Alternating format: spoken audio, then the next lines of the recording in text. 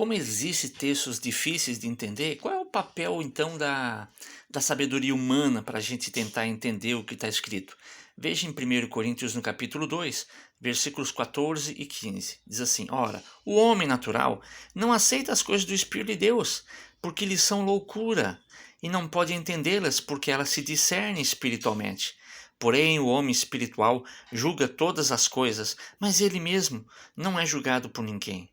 Então existe uma grande diferença entre o homem natural e o homem espiritual. Para o homem natural, muitas coisas que estão na Bíblia, mesmo que ele entenda assim em termos do que está escrito, a palavra, ele pode até entender, ele pode ter uma boa educação, uma boa educação assim acadêmica, né?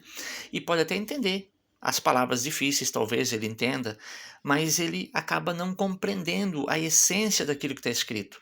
De repente aparece ali um milagre, ele não vai aceitar que aquilo foi um milagre. Um outro texto que demonstra ali a ação de Deus, ele não vai entender que aquilo seja ação de Deus, ele vai entender que foi uma pessoa qualquer que escreveu. Então, assim, e até ele vai interpretar isso como sendo o quê? Como sendo loucura.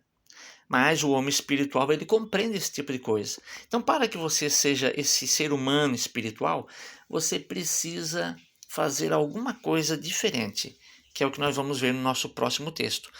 Esses textos que eu estou colocando aqui para vocês, tem vários textos que estão escritos próximos. Se você tiver tempo, dê uma pausa e vá comparando, vá olhando esses textos na Bíblia, que você vai ser grandemente enriquecido também.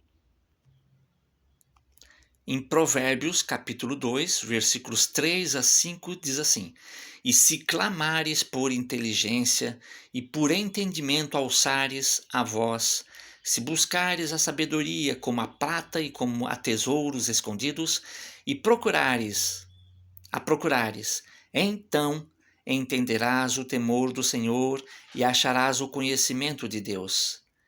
Olha só que importante informação. Você quer obter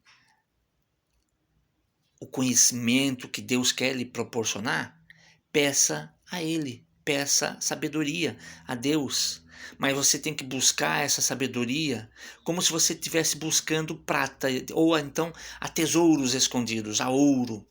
E então você vai entender o temor do Senhor e achar o conhecimento de Deus.